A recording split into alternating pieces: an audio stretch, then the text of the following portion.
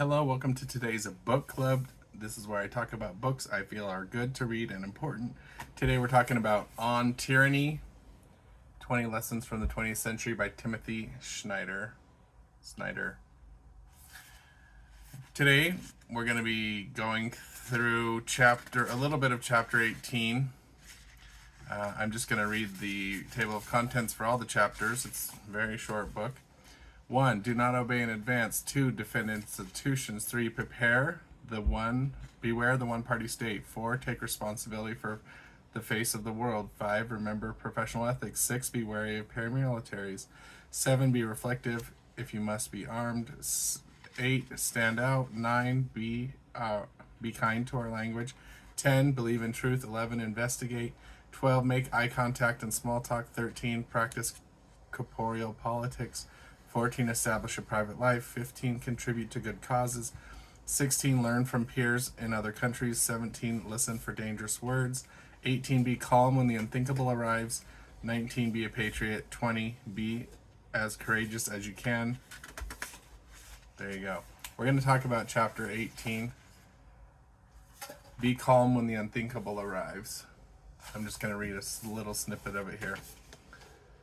Be calm when the unthinkable arrives. Modern tyranny is terror management.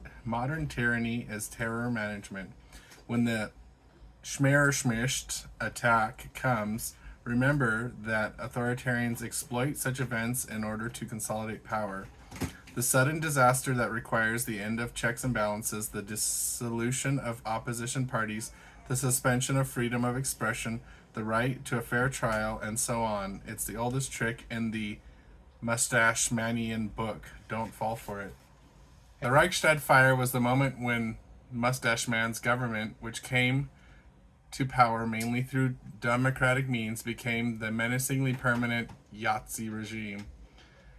It's the archetype of terror management. On February 27th, 1933, about 9 p.m., the building housing the German parliament, the Reichstag, began to burn. Who set the fire that night in Berlin? We don't know, and it doesn't really matter.